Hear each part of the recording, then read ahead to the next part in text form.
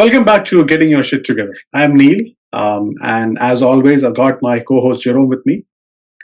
Today, we are going to dig into something which might be applicable for some of you out there, which is alimony and child support payments. How does that impact you and your plans of buying a house or maybe even maintaining the house that you have? Yeah. Talk about an appropriate subject for our call with the aptly named "Getting Your Shit Together." This is one way to deal with it, right? Like, been through a lot of stuff, and here you are. So, I mean, there are a number of things that we can talk about with this topic because there are just so many different things to face when it comes to it. But today we're going to focus on the impact of your qualifying and talk about some budget adjustments that you may need to make, some potential credit implications, and then looking at some future goals. So, alimony and child support, do they differ from a lender's perspective, Neil? Do you think that they differ from a lender's perspective? No, they don't differ because these are treated as obligations that any homeowner, if they happen to have a mortgage, Yeah. are supposed to service. Yeah. And so, from a perspective of somebody who is making those payments, yes, it's a negative impact. Yeah. But it's not viewed as a negative from the lender, right? They don't look at the borrower and think, "Oh my God, he's got." Oh no, when I meant negative, not bad. not necessarily that there is any other connotation rather than yes, these are treated as obligations or liabilities that need to be factored in. Yeah. When looking at a mortgage application. Pardon the expression, but like a loan payment, right? Yes. The person's got a loan payment; they have to be taken into consideration. Yes, absolutely. Yeah. Nothing more. And it does, unfortunately, in most cases, have an impact on what you can qualify for. Yes, Right. and that is where I mentioned the word negative. Yes. Yeah. So, but it's certainly not the end of the world. I mean, is it? If somebody has support payments, should they forget about buying a house? Well, statistics show that at least 50% of the married couple or marriages end up in a divorce. Yeah. So if 50% of the marriages are ending up in a divorce, these situations of somebody having alimony or child support payments is not uncommon. That's correct. I've been doing this job or been in the mortgage industry since 2009, and I have certainly seen many cases where borrowers have had support payments of one kind, either child support or alimony, that they've been made to pay. I even had a case many years ago where in this case, it was a man. He had very good income. He had custody of the children, yet still had to pay alimony to his ex. Okay. So that was an interesting case. But I was able to help him get a mortgage, I think 3 or 4 times until he moved out of province into Quebec, which for me is a bit of a no-no. I can do them. I just, rather send them to people who are better equipped to deal with Quebec guidelines. But needless to say, definitely possible for people to own a home when they have either support or alimony payments going. So maybe not really a mortgage question, but is it always the case that there would be alimony payments in play, or these are still a bit more unique? Yeah, it's a really good question. I think the quickest answer to that is no, it's not always the case. More often than not, that occurs when there is a very large disparity of income. And more often in those cases, it's because there was a stay-at-home parent. Okay. And so that person gave up an income in order to look after the family. And then when the separation occurs, they now need either new training or something along those lines. So yes, there would be an alimony probably required. The second sort of reasoning I think that I've seen, and again, I am not a lawyer. This is not legal advice to anybody.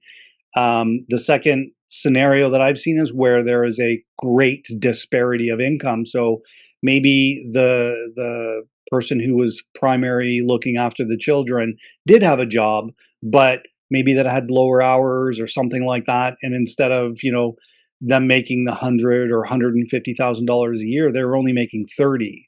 And that was going to continue maybe because the children were young and the other person, felt free to continue making whatever it was they were making. So often in those cases, when the disparity is very large, would you have an alimony on top of a child support? Okay.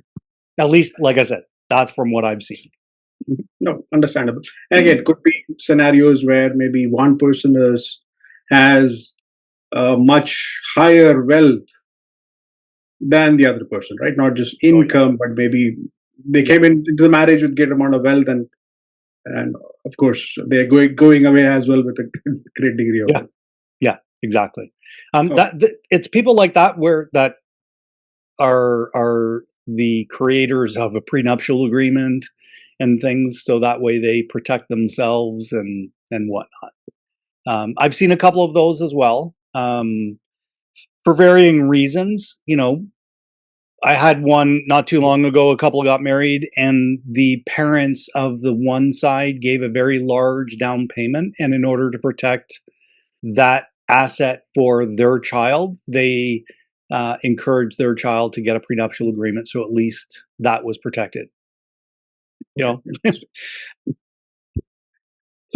All in kinds. these scenarios, again, in such a situation, how would you verify how much is, say, the alimony payment or the child support expectation, right? Because you're not just relying on somebody's word for that.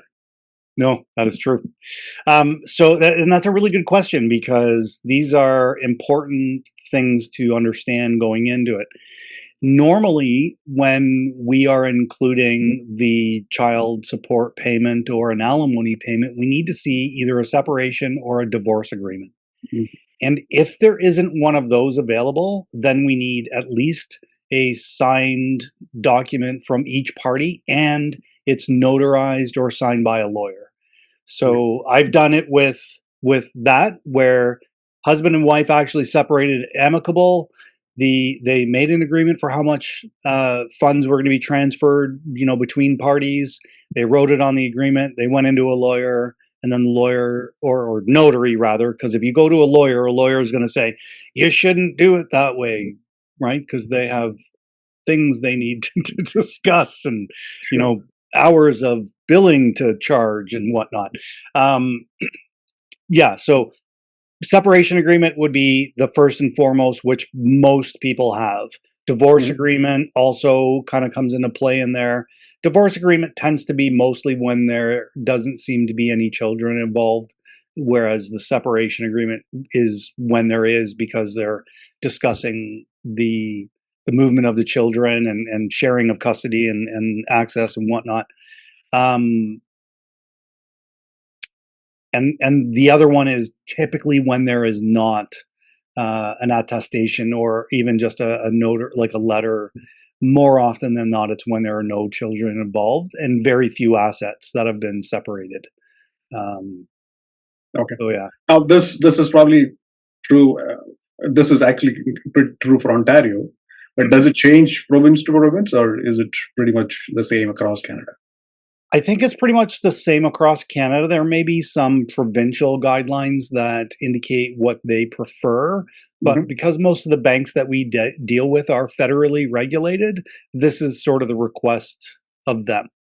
They just want to see the document that outlines the distribution of funds, the distribution of assets, and what are the payments going to be going back and forth between each party. So yeah. And then, of course, it's obviously because it's a legal document. It's registered legally with the lawyer of each province. So, yeah. But they tend to be very, very similar. Yeah. So if somebody is in such a situation or coming out of such a situation or a marriage, and if they have plans to say buy a home or continue carrying the home that they have currently, Yeah. uh, what are the few steps that they need to take in order to be ready for the new future? That's a good question because I think a lot of people have it when they start thinking about it. Sometimes the finances come into play pretty quickly for an individual. Sometimes it's more the marital breakdown and, the personal element. So one of the things that needs to happen is the decision about, what are you going to do when the separation has occurred? Are Mhm. you staying in the home? Are you buying the other person out? And we'll talk about that a little bit later, but or are you planning on going out and renting and leaving the home for the kids and the children, right? Yeah. And our focus today is a little bit more on the person who's probably going to be paying the support or alimony payments because it's often they are the ones who sort of deal with the issue first and then the repercussions later. So Mhm. we're sort of looking at this today and saying, I understand what you're going through. It's difficult, but take some time to think about what your future is going to look like. And one of the first things that I think you really need to do is look at what your budget is going to look like after you are, on the other side of this. And I'm going to say it that way as opposed to you infer something else has happened, like you bought a house, you bought out, or whatever, right? You're just on the other side of it. What is your budget going to look like? Yeah. And what is your plan? I know most people probably wouldn't even have a plan at this point other than to get through the next 30 days, 60 days, 90 days, or whatever it is, because this Yeah. is a tough Settle time. down emotionally first and then think about anything else, right? Because Yeah, what you don't want to do is take another not so appropriate decision, yeah, yeah. right? Yeah. And I think a lot of times people will, once they've gone through this process, some of them go through rather, like I said earlier, amicably. Some of them are very, very difficult, and some of them are just difficult, right? They're Yeah. not, they're not kind of easy and they're not hard. They're just not either. And so you still have an emotional reaction throughout the whole process, and you just are focused on getting to the other side of it. So that way, then you can start to look forward a little bit differently. But we're just trying to point out to those individuals, right? Like, think about your budget and Yeah. think about what your future plans are going to look like, and get some advice. Have a conversation with a broker, because we're going to be able to give you some input on what this could look like for you. And at least if it gives you some hope, that might be something that you're Yeah. At not. least you can plan towards that, right? Even if you're not Yeah, ready or somebody's not ready at this point. that's right. So the one thing that I will say is for anybody who hasn't yet gone through the process and they've either started it, they're midway through, or even if they have gone through the process, the one thing that I do want to say is I know life is difficult, but maintain your shit, right? Like keep Mhm. paying your bills Oh, yeah. because that is only going to hurt you if you don't pay something. If you have a joint account with the soon to be ex or recently exed or whatever, and you decide that you don't want to make the payment because of whatever, just know that it impacts you as well. And that impacting you might mean owning a house 3 years sooner than if you just pay it on time, right? So do consider your actions impact on your own credit. That's one thing I want to say. Um, I would say oh, that is being morally as well as financially responsible. it's kind of, yeah, it's both. It's both, right? Like you want to make sure that you're going to be in a good position to move ahead. And sometimes people think being angry at the other person is, making them feel bad, but more often than not, that's not the case, Yeah. right? So, but you have to think about what your actions are, and that's all I'm trying to help people remember. Um, And when you mention those payments, you mean all kinds of payments, right? Like credit card payments, loan payments, if you guys share a vehicle or whatever, don't not pay the monthly amount because you're pissed off at that person. And I get it. Like there could be good valid reasons to be so, but you'll end up screwing yourself by not making the payment, right? And if Because you're somebody is, say, late with those support payments or alimony payments, then what? If they are not punctual about it. they could be. So I think so there are a couple of different ways that support payments are paid in Canada, and at least in Ontario, my understanding. If it's one of those scenarios where it's just been a difficult towards easy slash amicable separation, more often than not, one party is just cutting a check to the other party and giving them like 12 months checks, or they send them a straight e-transfer every month. And it's just done because you feel the responsibility to do so. And you believe that where it's going is beneficial, right, to your children or whatever. And that all makes sense. But there are times when the separation or the divorce is really difficult, where other institutions get involved. I don't even know what they stand for. It's like the Financial Responsibility Office or something like that. But it will then be designated by the courts, right? If you get to the point where the courts are making the decision about how the separation is going to happen, then often they will take over the payment arrangements in order to keep you guys separate. If you miss payments through there, they could garnish your wages in order to get those payments. They can report to the credit bureau saying that you haven't made your payments. If it ever goes to a collection, and I've seen this a few times, where Fro puts something on your credit report saying you currently have a collection because you're behind $12,000 in payments. Yeah. For anybody who's teetering on the idea of avoiding those payments or trying to do something to not have to pay the other person because you're angry, you're not helping yourself, is all I'm going to say there. You're not helping yourself, and you're not being good potentially to your children either, because unfortunately, wherever they are, they need somebody to look after them. They need somebody to look after them, and that person unfortunately has to have money to live. So pull up the pants,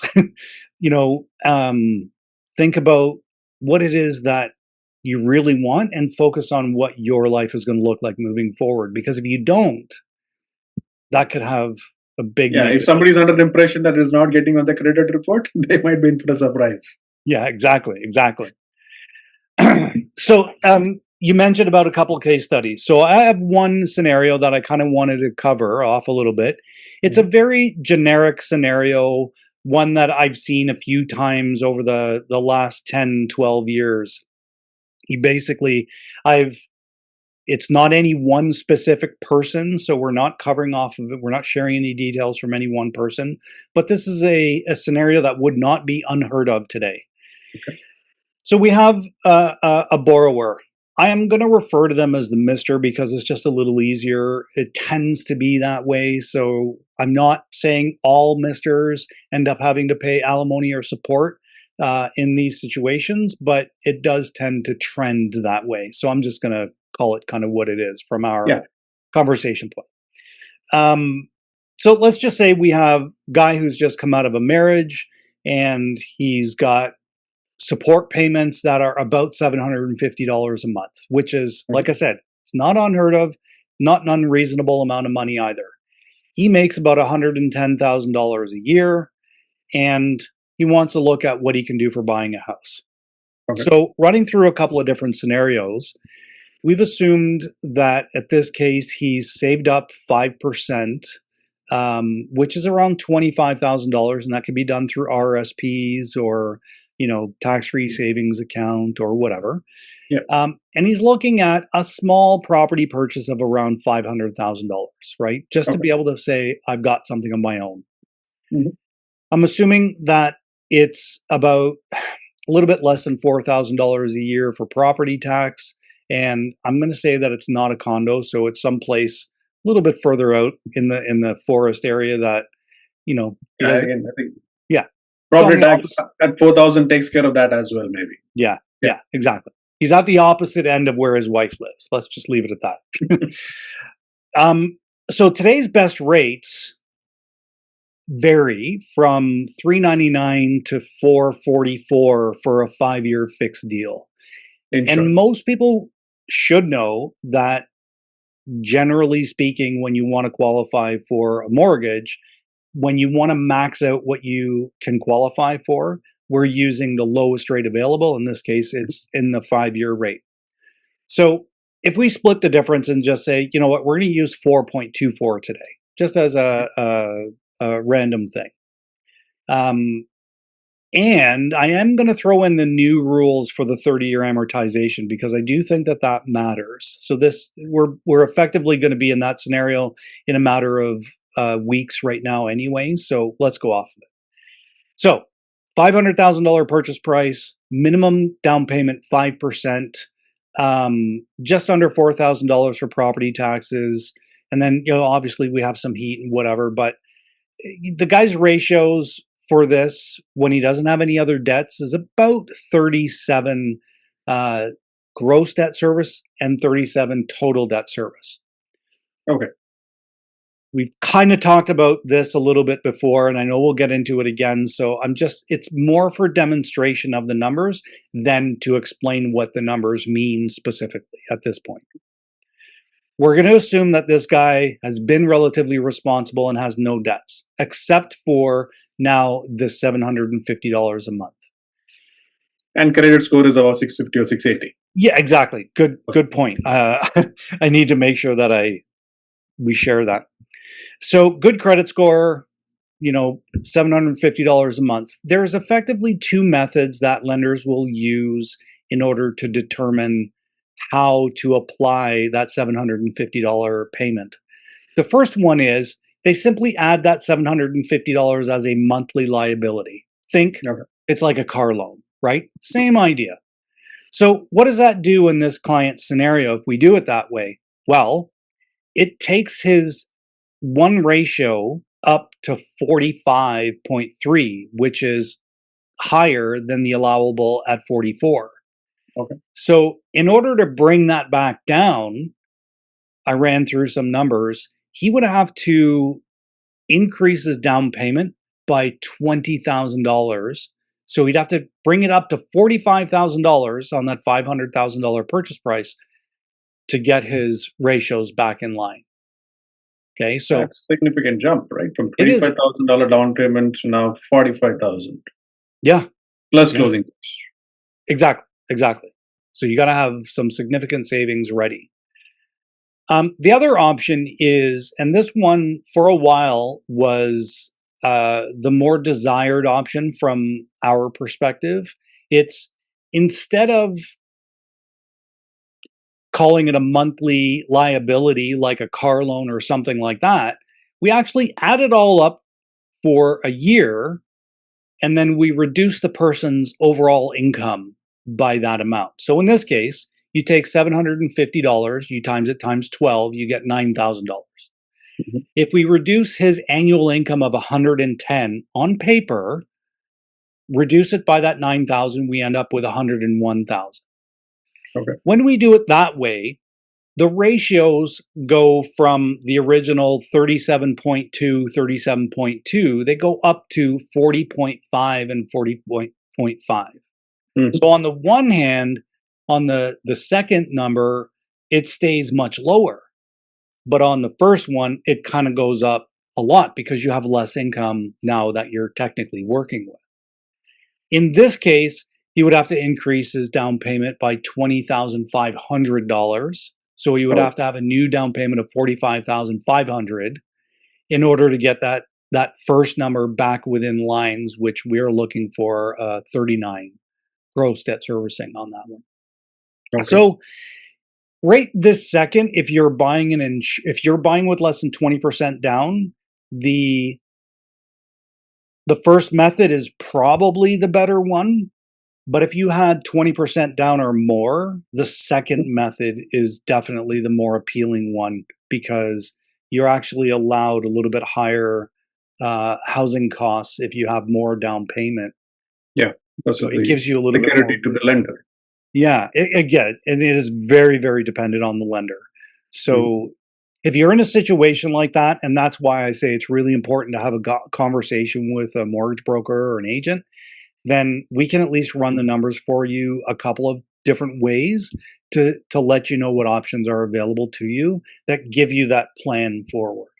Yeah, I think it's a good example to sort of show the impact of having such obligations on the mortgage eligibility for somebody who's looking. And again, there are various ways it can play out, right? If somebody has a high net worth, Yep. then it's a different calculation altogether. So Yes. yeah. Something else that can happen in a breakup is somebody says, we both own a house together. I want to stay in the house and I want to buy the other person out. So that's an Yeah, option. makes sense. You're saving on the transaction cost, the 5% of the realtor cost and whatnot, right? Yes, yes. And this happens quite often. And from what I've understood through COVID, that it was happening a little bit more often because, varying reasons, people were spending a lot more time together and they learned a little bit about themselves, something that maybe, whatever. So we call this a spousal buyout program. Some people will say it's a refinance in order to remove your partner from title. Some people will just simply call it a purchase. Some people call it a spousal buyout. I mean, it all technically falls under the same category. Marital breakdown. Marital breakdown. That's right. Yeah. It's less maritable. And so, yeah, the breakdown results in somebody's going to take over the house. And so one party is effectively going to buy the other person out in order to allow them each to go their separate ways. So do you want to touch a little bit on sort of what some of the requirements are needed for something like this? So they basically the regular scenario where somebody is selling the house, of course the proceeds are divided equally or in some ratio. In this scenario, whoever is keeping the house will have to sort of pay out the other person who is going off title. Yeah. Right. And still be able to carry not just the existing mortgage, but if they are borrowing more money, then they should be able to carry that load as well on the new mortgage. Yes. Yes. Yeah. Some of the ways that I've seen it very, very high level are a couple will take a look at their financial picture. They'll look at all of the debt that combined is owed for marital and family purposes. Then they look at the property value of the house that they live in. They subtract mortgage and all of the other combined debt that is, maritable split. And the difference is what's left to pay each other out minus expenses. So one of the things that happens is if you stay in that house, you avoid having to pay the realtor fees. So that's a big savings right away. And then you can split the difference by having one person buy out the other. Yeah. So very, very high level. I mean, it doesn't always work out exactly that way, but that's kind of that's the idea. A framework. Yeah. Yeah. No.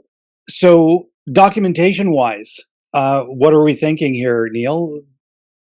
What sort of documentation do you think we need? Well, the standard set of documents that anybody would need when going for a new mortgage obviously applies. In addition, I think we're still talking about the same sort of documents like some sort of separation agreement or divorce agreement showing what the obligations of such a marital breakdown are. Yeah. Well, I think an appraisal would probably be required in most cases because you need to determine a value of the property, right, for the division of assets. So, and the second part about knowing that an appraisal is needed is guys and girls, don't throw shit at your ex or soon to be ex and put holes in the wall. and then expect the house to be valued at the same as it was. Oh yeah. So yeah, Again, don't you do yourself the harm. exactly. Um, so the nice part about something like this, if there is a spousal buyout, Neil, they'll actually allow right up to 95% in a Oh, is it? spousal buyout. Yeah, Okay. yeah. So now the one thing to be aware of, and it's really important, and another good reason to talk to a broker, because we can figure this stuff out for you. We can help you figure your shit out. If you're in the middle of a first year or a first term or something like that, and the mortgage was previously default insured, we may be able to actually port a part of that premium for the person who's buying the spouse out, because they'll incur a new default insurance premium, right? Okay. And Just if we on the start from additional scratch, amount. pardon? Just on the additional amount. Yeah. So if we start from scratch, they're paying the full premium again. Versus if they paid a premium and they're like 3 to 5 years in, or they've been through a renewal period, we can go and talk to the default insurer and say, hey, look, we've only been in this for X amount of time. They paid X amount on the default insurance premium. Can you port that over, and then we'll do a top up of whatever we need. And that's one of the reasons why the top up premium is there. The percentage is a little bit higher, but it's usually on a much lower amount, and it can save people thousands of dollars. Yeah. So definitely something to think about there. So what are the advantages to somebody buying their spouse out and keeping the home? Thoughts? Well, for one, of course, they're saving on the expenses that they would otherwise incur. Yeah. Second could be maybe penalty. They're not breaking the existing mortgage, so they're saving on that bit. And it helps the one partner who stays to feel like they have a sense of stability, right? Because they're still in the home that they're familiar with. Their world's changing, like no doubt about it. Their world is changing, but sometimes that little bit of stability can make a difference for some. Yeah. So we've kind of talked about a few different things today, like living with alimony or child support, the impact on how it's going to affect your ability to purchase a new home. Things to think about are your budget. Start planning ahead. Try not to think that it's something that's too far into the future to worry about. No, start today, because there are so many different options that are out there to help everybody buy a home. Don't miss any of those payments, because it can impact your credit. And by starting now, you're at least putting yourself on a future plan. Whereas if you don't start, there's no plan. So then there is no savings. So then there is no, aiming towards anything, right? And in some cases, some spouses are going to agree to buy the matrimonial home from the other person, which can work out well in some cases too.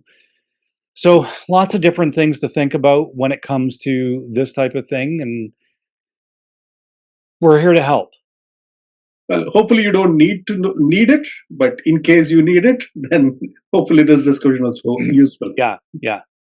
I would say that if you are going through any of this type of stuff, definitely reach out, because you will need some help. We can be the people that can run the numbers while you're dealing with the things on the emotional side, which invariably happens a lot. One of the things that that men specifically struggle with is talking about what they're going through, or they got to buck up and take care of everything and be the man and stuff like that. You know what? While that may be true to some degree, because we're all about getting your shit together, you don't have to do it alone. And when you have people like us who can help you run some numbers and take a little bit of pressure off, make use of that. That's it for the episode of Getting Your Shit Together. Thanks for listening in. Yes. Thank you.